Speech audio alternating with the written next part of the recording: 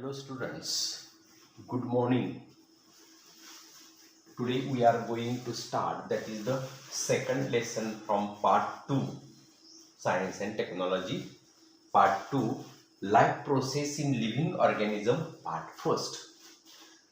आता तुम्हाला माहिती आहे what is the life process? These are the process which are essential for living. अशी प्रोसेस की जी जगण्यासाठी आवश्यक आहे. Life process, what is the life process? Life process means these are the processes, these are the processes, these are the processes which are essential for living, which are essential for living. म्हणजे जगण्यासाठी ज्या आवश्यक ज्या क्रिया आहेत त्याला life process म्हणायचं.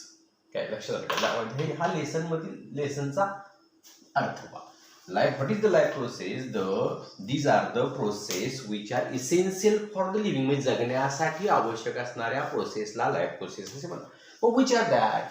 त्या प्रोसेस कोणकोणत्या आहेत? तर त्यामध्ये रिस्पायरेशन आहे.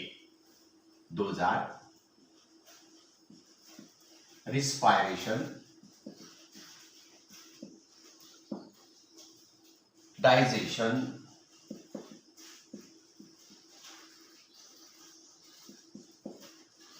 respiration, digestion, circulation, excretion.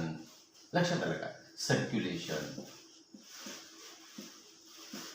त्यामध्ये मग रिस्पायरेशन म्हणजे रिस्पायरेशन श्वासोच्छवास, डायजेशन म्हणजे पचन, सर्क्युलेशन म्हणजे रक्ताभिसरण, ॲसिमिलेशन म्हणजे साधे पदार्थ निर्माण, म्हणजे खाल्लेले अन्न पदार्थ साध्या पदार्थात रूपांतर होणे आणि त्याचं रक्तामध्ये मिश्रण होणे.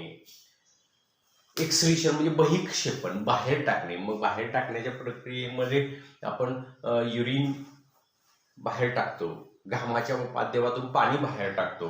याला आपण या लाईफ प्रोसेस असं म्हणतोय. ओके, लाईफ प्रोसेस समजलं तुम्हाला?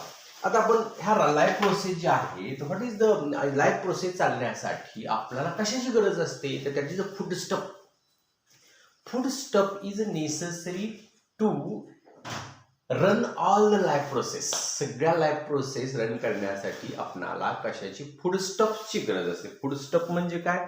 अन्न पदार्थाची गरज असते. कशाची गरज असते? अन्न पदार्थ. म्हणजे अन्न पदार्थाचा मला प्रश्न विचारला, what is the need of the food stuff for the body. Food स्टफची आपल्या बॉडीला गरज कशासाठी असते? तर मी असं म्हणेन, to run all the processes, life processes in the body, for the growth of body. बॉडीची आपली ग्रोथ होण्यासाठी अन्न पदार्थ आपण घेतो, त्याच्यातले जे काही अन्न घटक आहेत, न्यूट्रिएंट्स आहेत, सगळे न्यूट्रिएंट्स. मग त्याच्यामध्ये मग व्हिटॅमिन्स आहेत, मिनरल्स आहेत, प्रोटीन्स आहेत, कार्बोहायड्रेट्स आहेत, फॅट्स आहेत. हे सगळे जे घटक आहेत त्याला आपण न्यूट्रिएंट्स म्हणणार आहोत. आणि हे सगळे न्यूट्रिएंट्स जे आहेत ते न्यूट्रिएंट्स आपल्या ग्रोथ ऑफ बॉडीसाठी उपयोगी आहेत.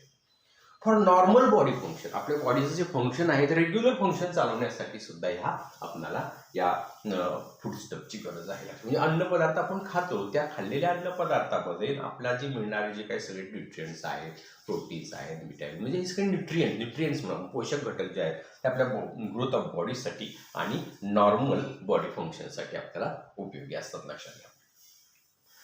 तर या all those foodstuffs, all those nutrients provide our body, all those. आता आपण अन्न पदार्थ खातो, ठीक आहे. अन्न पदार्थ खातो ते कुठं होतं? आपल्या जठरा. तसं बघितलं तर पचनाला सुरुवात हे आपल्या डायजेशन म्हणजे पचनाला सुरुवात आपल्या तोंडापासूनच होते. तोंडामध्ये आपल्या जे काय लाळ ग्रंथी असतात, सलायवा ग्लँड्स आपण इंग्लिशमध्ये त्याला म्हणायचं, लाळ ग्रंथी ज्या असतात त्या लाळ ग्रंथी त्या खाल्लेल्या अन्न पदार्थामध्ये मिक्स होतात. असं म्हटलं जातं की आपण म्हणतो की आपण जेवताना एक अन्नाचा घास 32 वेळा चावून खावा. हे असं आपण म्हणत असतो. मग 32 वेळा चावून खावा याचा उद्देश काय आहे? तर तो त्या आपण जेव्हा अन्नाचा घास आपल्या तोंडामध्ये जास्त वेळ ठेवू, चर्वण करू, तेव्हा त्याच्यामध्ये ती सलायवा म्हणजे जी लाळ आहे ते लाळ मिश्रण होते आणि तिथंच पचनाला सुरुवात. लाळ मिश्रित अन्नाचा घास जेव्हा आपल्या अन्ननलिकेतून जठरामध्ये जातो तेव्हा तिथंच अन्न पदार्थ पचण्यासाठी मदत होत असते. अशा पद्धतीने वेगवेगळ्या गोष्टीसाठी वेगवेगळ्या गोष्टींमधून आपल्या अन्नाचं पचन होत असतं, वेगवेगळ्या अवयवांच्या माध्यमातून ऑर्गॅनिझमच्या माध्यमातून अन्नाचं पचन होतं आणि ते पचन झालेलं जे असतं ते अन्नपदार्थ आपल्या जठरामध्ये स्टमक आणि इंटेस्टाईन मधून काय होतं तर आपल्या रक्तामध्ये मिक्स होत असतं. म्हणजे ते जे काही न्यूट्रिएंट्स आहेत सगळे जे अन्न घटक जे आहेत ते अन्न घटक आपल्या रक्तामध्ये मिक्स होतात. रक्तामध्ये मिक्स होऊन ते पूर्ण बॉडीमध्ये सेल प्रत्येक बॉडीच्या सेल प्रत्येक प्राण्यांच्या किंवा मनुष्य प्राण्याच्या बॉडीतील सेलपर्यंत जाऊन पोहोचतं आणि सेलमधल्या ऑर्गॅनल्स त्यांना मिळतं आणि ते सगळं आपल्या शरीराचं जे वर्क आहे ते बॉडी फंक्शन आहे ते व्यवस्थित चालतं. हे समजलं असेल बघा.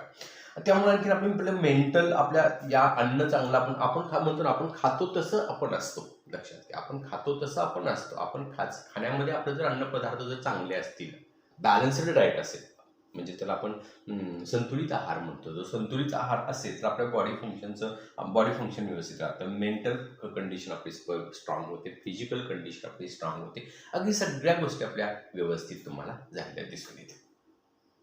आता आपल्या बॉडीमध्ये जे काही मसल्स असतात त्या मसल्समध्ये 3 प्रकार पडतात.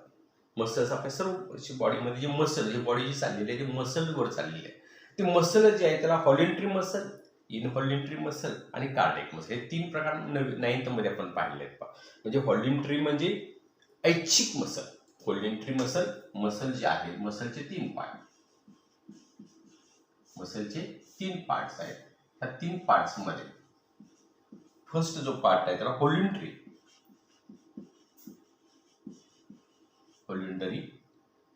इनव्हॉलेंटरी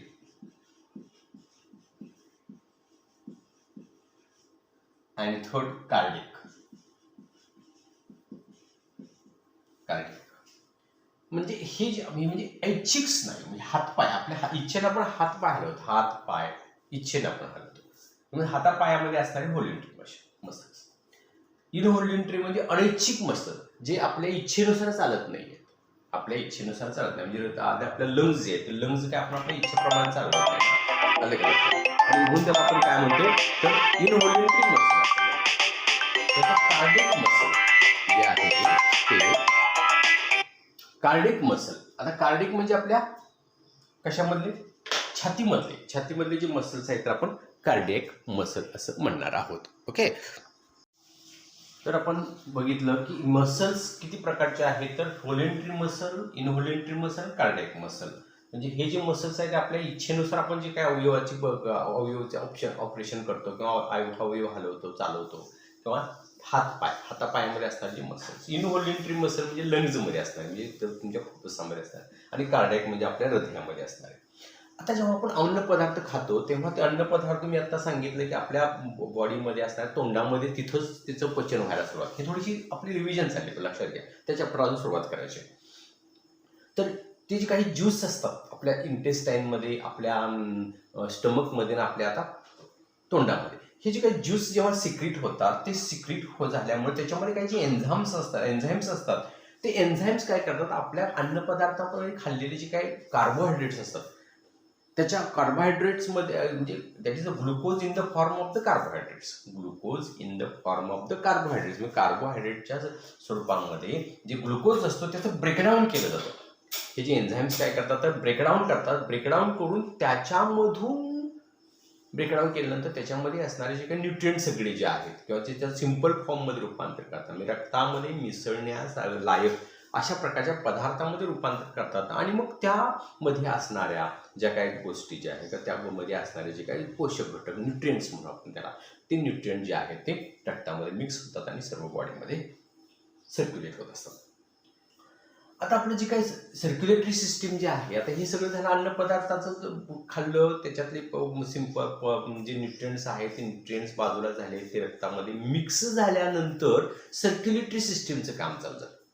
सर्क्युलेटरी सिस्टीम म्हणजे जे ब्लड जे आहे ना, त्या ब्लडमध्ये आता आपण जेव्हा श्वासोच्छवास घेतो तेव्हा श्वासोच्छवास घेतल्यानंतर जो ऑक्सिजन आहे तो ऑक्सिजन त्या ऑक्सिजन रक्तामध्ये मिक्स होतो आणि तो पूर्ण बॉडीवर पसरतो, म्हणजे सर्व शरीराच्या प्रत्येक पेशीपर्यंत, म्हणजे अवयवाच्या प्रत्येक पेशीपर्यंत जाऊन तो पोहोचतो. ते सुद्धा काम कोण करते, ब्लडच करते. सर्क्युलेटरी सिस्टीम मधलं ब्लड. सर्क्युलेटरी सिस्टीम म्हणजे ब्लड सर्क्युलेटरी सिस्टीम. किंवा आपण अन्न पदार्थ खाल्लेले आहेत त्यातले जे न्यूट्रिएंट्स आहेत ते न्यूट्रिएंट सुद्धा पोच करण्याचं काम कोण करते तर ब्लडच करत असते. Gases, blood gases, blood and gases, nutrients and other essential parts carries from up to the body, carries up to the cells. Each cell is the function of the bloodचं वर्क आहे त्याच्यात. आणि मग ते जेव्हा तिथपर्यंत पोहोचतं तेव्हा त्या प्रत्येक सेलमधून जो काही वेस्ट प्रोडक्ट निघतो, गॅसेस, कार्बन डायऑक्साईड सारख्या गॅसेस जे असतात, ते वेस्ट प्रोडक्ट पुन्हा काय करायचं तर किडनीपर्यंत, जे किडनीकडे जाणार किडनीपर्यंत नेऊन पोचवायचं. आणि ते पुन्हा कार्बन डायऑक्साईड सारखा जो काय वायूज आहे, कार्बन डायऑक्साईड सारखा जो काय वेस्ट प्रोडक्ट म्हणून आपण त्याला जो वायूज आहे तो पुन्हा फुफ्फुसापर्यंत पोचवायचा, त्या लंग्सपर्यंत पोचवायचा आणि लंग्समधून मग पुन्हा आपल्या नाकाद्वारे बाहेर पडतो. अशा प्रकारची जी प्रक्रिया आहे ती ब्लड सर्क्युलेटरी सिस्टीममुळे होत असते. आता आपल्या आपली जी बॉडी जी आहे त्या बॉडीमध्ये कंट्रोल सिस्टीम आहे. दोन प्रकारच्या कंट्रोल सिस्टीम आहेत. एक म्हणजे that is the chemical control system आणि second means nervous control system. That is the enzymes. Chemical control system मध्ये एन्झाईम्स किंवा हार्मोन्समुळे आपल्या जे बॉडीमध्ये जे हार्मोन्स आहेत त्या हार्मोन्समुळे आपल्या बॉडीमधलं जे काही कंट्रोल आहे ते कंट्रोल केलं जातं. आता फॉर एक्झाम्पल सांगायचं झालं तर आपल्या बॉडीमध्ये आपल्या रक्तामध्ये जे काही शुगरचं जे प्रमाण आहे ते शुगरचं प्रमाण कंट्रोल करण्याचं काम जे आहे ते काही हार्मोन्स करत असतात. आणि किंवा वेगवेगळ्या प्रकारचे हार्मोन्स आपल्या बॉडीमध्ये सिक्रीट होत असतात आणि ते काय करतात तर शरीराचं कंट्रोल करत असतात.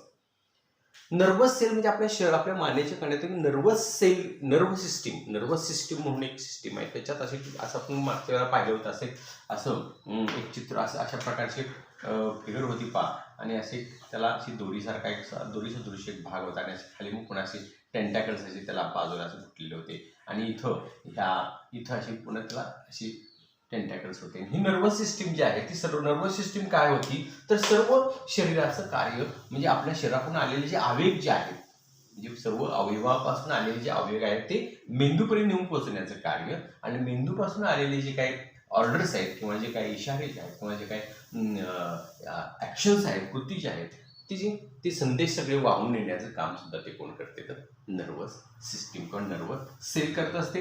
म्हणजे नर्व आपल्याकडे जे काही दोन प्रकार आहेत आपल्या कंट्रोलचे बॉडी कंट्रोल करण्यासाठी दोन प्रकारांकडे कंट्रोल केले जाते. एक केमिकल कंट्रोल आहे, दुसरी म्हणजे नर्व कंट्रोल. हे सर्व त्या लेसनच्या अगोदर जो वरचा पार्ट आहे त्यात एक 6 क्वेश्चन आहे. त्या 6 क्वेश्चन मधलं मी तुम्हाला माहिती सांगायला लक्षात घ्या. तर respiration process energy is generated from respiration process म्हणजे काय? आपण रिस्पायरेशन प्रोसेसचा अर्थ काय घेतो? नाकावाटे कार्बन डायऑक्साईड ऑक्सिजन युक्त हवा आत घेणे, त्याच्यातला ऑक्सिजन तेवढा फुफ्फुसामध्ये सेपरेट करतात आणि राहिला कार्बन डायऑक्साईड आहे आणि रक्तामधून राहिला कार्बन डायऑक्साईड काय केला जातो आपल्या नाकावाटे बाहेर टाकला जातो. याला आपण रिस्पायरेशन म्हणतो. तसं ऍक्च्युअल रिस्पायरेशन मीन्स होल बॉडीतून आता मी सांगितल्याप्रमाणे आपण नाकावाटे श्वासोच्छवास घेणे, त्याच्यातून ऑक्सिजन जो आहे तो फुफ्फुसामध्ये असणार, जो फुफ्फुसामध्ये ऑक्सिजन गेल्यानंतर तो त्याच्या भित्तिकामध्ये असणाऱ्या छोट्याशा कॅपिलरीज, त्या कॅपिलरीजमध्ये म्हणजे रक्तवाहिन्यांच्या मध्ये काय होतं तर तो ऑक्सिजन काय होतं रक्तवाहिन्यांच्या मार्फत शोषून घेतला जातो, ॲब्सॉर्ब केला जातो आणि पूर्ण बॉडीमध्ये नेला जातो. बॉडीमधून जे काही कार्बन डायऑक्साईड वायू जो आहे पूर्ण बॉडीमधला तो जो काय प्रत्येक सेलमधला आपण म्हणून प्रत्येक सेलमधला कार्बन डायऑक्साईड जो आहे तो माघारी आणून पुन्हा फुफ्फुसामध्ये होते आणि ते बाहेर म्हणजे total all the functions of the body of the every organism every organ is called respiration असं म्हणावं लागेल. पण त्याच्यामध्ये दोन प्रकार पडतात. एक external respiration and internal respiration. External respiration मध्ये काय तर the exchange of the carbon dioxide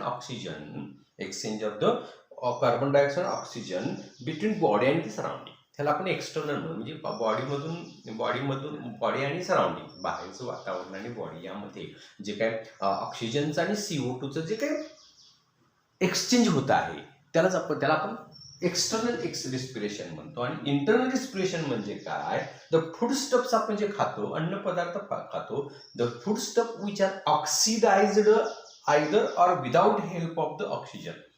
म्हणजे ऑक्सिजनच्या मदतीनं काही पदार्थाचं ऑक्सिडायझेशन होतं, काही पदार्थाचं विदाउट ऑक्सिजनच्या विदाउट ऑक्सिजनची गरज नसताना सुद्धा किंवा ऑक्सिजनची हेल्प न घेता काय करतात त्याचं ऑक्सिडेशन केलं जातं. त्याच्या माध्यमातून पुन्हा ते जे ऑक्सिडेशन होऊन जे काही एनर्जी निर्माण होते, त्याच्यातून वेगवेगळ्या प्रकारचे न्यूट्रिएंट्स सेपरेट होतात. ह्या प्रकाराला आपण काय म्हणणार आहोत, तर इंटरनल ऑक्सिडेशन, इंटरनल रिस्पिरेशन किंवा त्याला सेल्युलर रिस्पायरेशन असं म्हटलं जातं. समजलं ह्या दोन गोष्टी. इथंपर्यंतचा भाग म्हणजे आपल्या फक्त रिव्हिजन म्हणून हा पार्ट तुम्हाला इथं पाहायचा. आता आपण जे अन्नपदार्थ खातो त्या अन्नपदार्थाच्यामध्ये काय काय असतं, तर सगळे न्यूट्रिएंट्स असतात, टोटल न्यूट्रिएंट्स असतात. मग कार्बोहायड्रेट्स असतात, फॅट्स असतात, प्रोटीन्स असतात, मिनरल्स असतात, व्हिटॅमिन्स असतात. मग यामध्ये जो कार्बोहायड्रेट जो आहे, तो carbohydrates, fats and lipids are main source of energy. आता लक्षात घ्या, आपल्या शरीराचं जे काही कार्य जे आहे ते कार्य व्यवस्थित जर चालवायचं असेल, व्यवस्थित जर का मेंटेन बॉडी करायची असेल, तर त्याला एनर्जीची गरज असते. आता एनर्जी म्हणजे आपल्या शरीरासाठी सगळ्या ऑर्गनना फंक्शन करण्यासाठी लागणारे जे बळ आहे किंवा ती जी काही ताकद आहे ती एनर्जी मधून मिळते. तर carbohydrates, fats and lipids are main source of energy. आपल्या बॉडीमध्ये कार्बोहायड्रेट्स,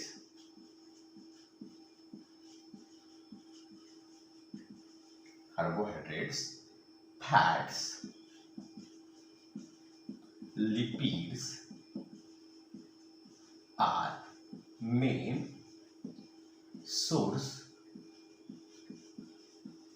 ऑफ एनर्जी. म्हणजे आपल्या शरीराला एनर्जी देणारे जे आहे ते तिघजण, जास्त एनर्जी देणारे जे तिघजण तुम्हाला एनर्जी देतात. आणि ही जी क्रिया आहे ती is harvested by the mitochondria present in each cell. प्रत्येक सेलमध्ये मायटोकॉन्ड्रिया नावाचा एक ऑर्गॅनल असतो, एक अवयव असतो, एक ऑर्गॅनल, आपण अंगक म्हणून, आपण त्याला अवयव म्हणण्यापेक्षा कसं अंगक म्हणून, त्या पेशीचा अवयव म्हणजे अंग जे आहे ते ऑर्गॅनल जो आहे तो मायटोकॉन्ड्रिया, त्याच्यामध्ये इट इज हार्वेस्टेड इन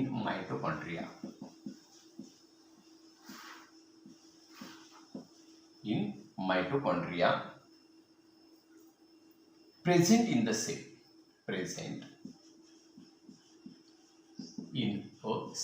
म्हणजे इन अ सेल. आणि तुम्हाला माहिती आहे मायटोकॉन्ड्रियाला पॉवर हाऊस सुद्धा म्हणतात, कारण ही जी एनर्जी जी निर्माण करण्याचं काम जे आहे ते कुठं होतं, तर मायटोकॉन्ड्रियामध्ये होतं. आणि त्याला power house of the cell असं म्हणतात. त्याला काय म्हणतात, power house of the cell. आता ह्यामध्ये we get the carbohydrates from the. आता आपल्याला कार्बोहायड्रेट्स कुठून मिळतात, आपल्याला कार्बोहायड्रेट्स कोणकोणत्या घटकातून मिळतात, तर ते माहिती आहे. Milk, fruit, जागरी, sugarcane. मिल्क माहिती आहे तुम्हाला, फ्रूट माहिती आहे, जागरी म्हणजे गूळ माहिती आहे, शुगरकेन म्हणजे साखर माहिती आहे, व्हेजिटेबल, पोटॅटो, स्वीट पोटॅटो माहिती आहे, स्वीट पोटॅटो म्हणजे काय, रताळ. स्वीट मीट म्हणजे काय, तर आपल्या मिठाईमधून आपल्याला कार्बोहायड्रेट्स मिळतात. सिरियल्समध्ये शुगरकेन म्हणजे ऊसामधूनही मिळतात. आणि सिरियल्स म्हणजे जे काय सिरियल्स आहेत ते व्हीट आहे, मेज आहे, रागी आहे, ज्वार आहे, मिलेट आहे, राईस आहे, या सगळ्यातून आपल्याला कार्बोहायड्रेट्स मिळत असतात. आपल्याला 1 ग्रॅम कार्बोहायड्रेट पासून 1 ग्रॅम कार्बोहायड्रेट पासून 4 किलो कॅलरी एवढी हीट मिळते, एवढी एनर्जी मिळते. लक्षात घ्या, we get 4 kilo calorie energy from 1 gram of the carbohydrates. आता एनर्जी कशी निर्माण होते, या कार्बोहायड्रेट पासून एनर्जी आपल्याला कशी मिळते. To obtain the energy in the form of ATP. ही जी एनर्जी जी मिळते ती in the form of ATP, adenine triphosphate. ATP म्हणजे ॲडेनिन ट्रायफॉस्फेट, या स्वरूपामध्ये आपल्याला त्याची ऊर्जा आपल्या शरीराला मिळत असते. Obtain the energy in the form of ATP from carbohydrates of the food. म्हणजे फ्रॉम द फूड म्हणजे अन्नामधून आपण घेतलेले जे कार्बोहायड्रेट्स असतात त्या कार्बोहायड्रेट पासून जी एनर्जी जी मिळते ती एटीपीच्या स्वरूपामध्ये आपल्याला मिळत असते. यासाठी फॉर धिस पर्पज, यासाठी काय होतं, glucose a type of carbohydrate कार्बोहायड्रेटचा एक प्रकार म्हणजे ग्लुकोज. कार्बोहायड्रेटचा एक प्रकार म्हणजे काय आहे? ग्लुकोज आहे. दॅट ग्लुकोज ब्रेकडाउन्स और oxidised step by step in the cell. That is the to obtain energy to बघा to obtain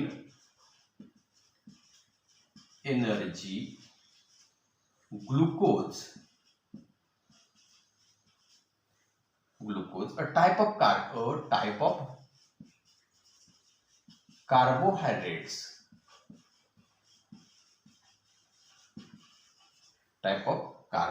is oxidized step by step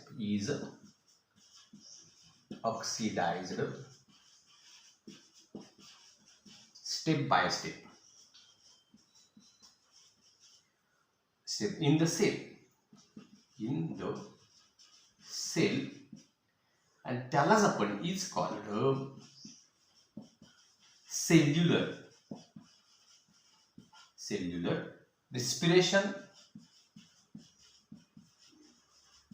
आता सेल्युलर रिस्पिरेशन त्यालाच आपण एक्सटर्नल रिस्पिरेशन असं इंटरनल रिस्पिरेशन म्हणलेलं लक्षात घ्या. यालाच काय म्हणतोय? सेल्युलर रिस्पिरेशन असं म्हणतोय. आणि हे दोन प्रकारात घडते. सेल्युलर रिस्पिरेशन हे दोन टाईप मध्ये घडतं. त्याच्यामध्ये दोन प्रकार पडतात. एक जे आहे त्याला आपण म्हणतोय ॲरोबिक रिस्पिरेशन आणि दुसरं आहे ते अनॅरोबिक रिस्पिरेशन. म्हणजे रिस्पिरेशनचे पुन्हा दोन म्हणजे सेल्युलर रिस्पिरेशन म्हणजे काय? जेव्हा कार्बोहायड्रेटच्या स्वरूपामध्ये निर्माण कार्बोहायड्रेटचा एक टाईप म्हणजे ग्लुकोज जो आहे त्या ग्लुकोजचं ऑक्सिडायझेशन होतं स्टेप बाय स्टेप आणि त्या स्टेप बाय स्टेप ऑक्सिडायझेशन होण्याची जी प्रक्रिया आहे त्याला आपण सेल्युलर. ते कुठं घडतं? तर सेलमध्ये. त्याला आपण सेल्युलर रिस्पिरेशन असं म्हणतो. त्याच्यामध्ये दोन प्रकार पडतात. एक ॲरोबिक रिस्पिरेशन आणि अनॅरोबिक रिस्पिरेशन. ॲरोबिक रिस्पिरेशन हे इन्व्हॉल्व्ड ऑक्सिजन इज इन्व्हॉल्व्ड. त्याच्यामध्ये कशाची मदत होते? कशाचा समावेश असतो? Oxygen is involved. लक्षात घ्या. Aerobic respiration oxygen is involved आणि anaerobic respiration oxygen is not involved. Oxygen involved होत नाही. Is not involved. लक्षात द्या बघा. ऑक्सिजन इन्व्हॉल्व्ड ॲरोबिक अनॅरोबिक असे दोन प्रकारचे रिस्पिरेशन होतात. आता oxygen is involved oxygen involved तर ज्यामध्ये म्हणजे काही आता बघा ना आपण जी बाकीच्या ज्या गोष्टी ज्या असतात त्या रिस्पिरेशन मध्ये ऑक्सिजन इन्व्हॉल्व्ड असतो. मग अनॅरोबिक रिस्पिरेशन मध्ये साधारण आपण जेव्हा काय होतं आपण व्यायाम करतो तेव्हा आपले जे मसल्स असतात त्या मसलमध्ये ऑक्सिजनची कमतरता भासते आणि तिथं अनॅरोबिक रिस्पिरेशन होतं. लक्षात घ्या. म्हणजे म्हणून आपल्याला थोडं थकल्यासारखं वाटतं याचा अर्थ तिथं अनॅरोबिक रिस्पिरेशन होतं आणि वेगवेगळ्या प्रकारचे ऍसिड्स तिथे निर्माण होत असतात. म्हणून सुद्धा अतिशय कष्टदायक व्यायाम सुद्धा करणे चांगलं नाहीये. आता हे जे काय ॲरोबिक आता हे झालं अनॅरोबिक रिस्पिरेशन. ॲरोबिक रिस्पिरेशनचे पुन्हा 3 टाईप मध्ये पडतात. अनॅरोबिक रिस्पिरेशनचे किती टाईप्स पडतात? 3 टाईप्स. म्हणजे 3 टप्प्यामध्ये ॲरोबिक रिस्पिरेशन होतं. हे जे ऑक्सिजन इन्व्हॉल्व्ह असताना जे रिस्पिरेशन होतं ते 3 टप्प्यामध्ये. ग्लायकोलिसिस, दुसरा ट्रायकार्बॉक्झिलिक ऍसिड सायकल आणि तिसरा इलेक्ट्रॉन ट्रान्सफर चेन. या 3 टप्प्यामध्ये याचं कोणाचं तर या ॲरोबिक रिस्पिरेशनचं सेलमध्ये जे ॲरोबिक रिस्पिरेशन जे आहे ते 3 टप्प्यामध्ये होतं. एक म्हणजे ग्लायकोलिसिस, दुसरा म्हणजे ट्रायकार्बॉक्झिलिक सायक्लिक ऍसिड आणि थर्ड म्हणजे इलेक्ट्रॉन चेन रिॲक्शन. अलग लक्षात. आता ह्या गोष्टी आपण एक आपण पाहूया. तर त्या गोष्टी पाहत असताना लक्षात घ्या तर इथं पहिला आपण ग्लायकोलिसिस पाहूया. आता ग्लायकोलिसिस ही जी प्रक्रिया आहे ही प्रक्रिया त्या सेलच्या सायटोप्लाझम मध्ये किंवा सिटोप्लाझम मध्ये काय होत असते म्हणजे पेशी द्रव्य पण त्याला म्हणतो. पेशीच्या आतमध्ये जो द्रव्य असतो ना त्या द्रव्यामध्ये घडून येत असते ही प्रक्रिया. तर that is glycolysis. First step that is glycolysis. Glycolysis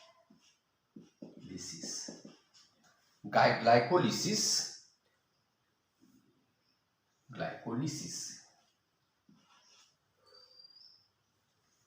याच्यामध्ये पहिली स्टेप काय होतं पहा, it is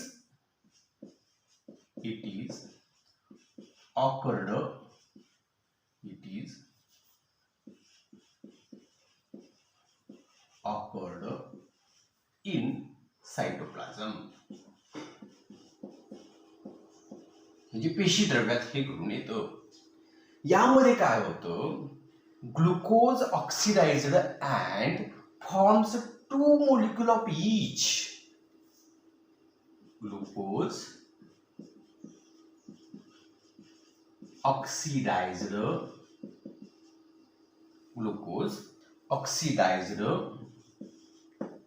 and form 2 molecules of each म्हणजे कोण कोण, पायरुविक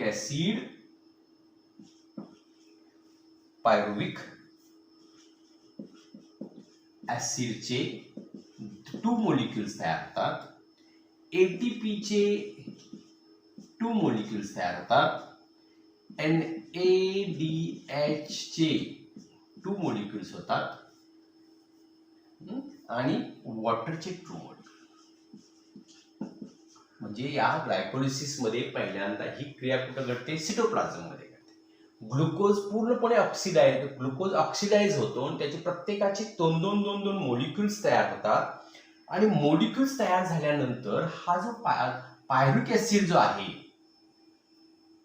पायरुविक ऍसिड पुन्हा त्याचं पायरुविक ऍसिड कन्व्हर्टेड इनटू ऍसिटिल कोएन्झाइम. हा पायरुविक ऍसिड पुढच्या स्टेपला pyruvic acid converted into ऍसिटिल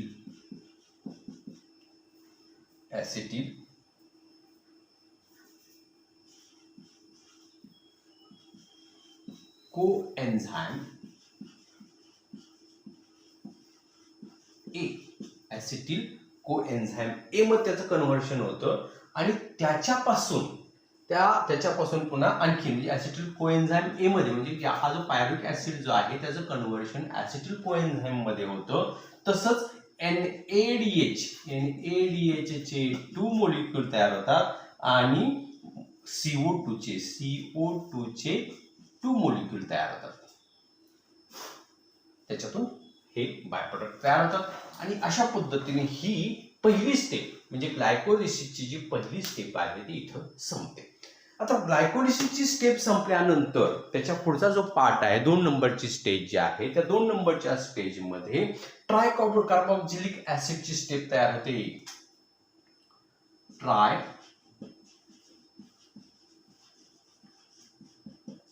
ट्रायकार्बोक्झिलिक TRICABOXYLIC ट्रायकार्बोक्झिलिक acid cycle ही स्टेप चालू होते. म्हणजे इथं जेव्हा ह्या पायरुविक ऍसिडचे अशामध्ये याचं कन्व्हर्शन होतं तेव्हा पुढची स्टेप चालू होते. त्या पुढच्या स्टेप मध्ये आपण ऍसिटिल कोएन्झाइमचं कन्व्हर्शन होतं. ऍसिटिल कोएन्झाइम एंटर्स इनटू मायटोकॉन्ड्रिया. या स्टेप मध्ये काय होतं, ऍसिटिल कोएन्झाइम ए एंटर्स इन मायटोकॉन्ड्रिया. हे जे तयार झालेले ऍसिटिक कोएन्झाइम ह्या ग्लायकोलिसिसच्या स्टेप मध्ये तयार झाले ना ते काय करतं तर मायटोकॉन्ड्रियामध्ये एंट्री करतं बाय सायक्लिक चेन रिॲक्शन.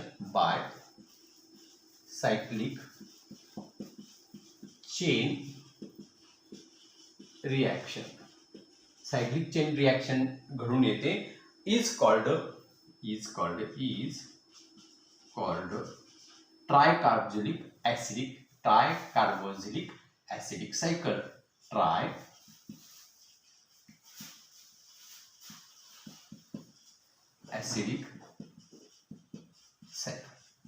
त्यालाच ट्रायकार्बोनिक म्हणजे थोडक्यात ऍसिटिल कोएन्झाइम मायटोकॉन्ड्रियामध्ये एंट्री करतं. मायटोकॉन्ड्रियामध्ये एंट्री केल्यानंतर एक सायक्लिक चेन रिॲक्शन तयार होते आणि त्यालाच आपण ट्रायकार्बोक्झिलिक ऍसिडिक चेन असं म्हणणार आहोत.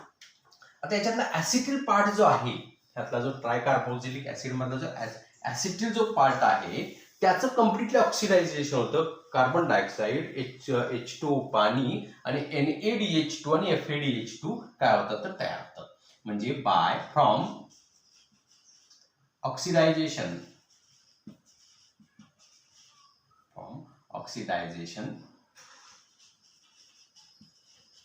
ऑफ ऍसिटिल, हा जो ऍसिटिल जो आहे तो ऍसिटिलचं पूर्णपणे ऑक्सिडायझेशन होतं आणि त्याच्यापासून अँड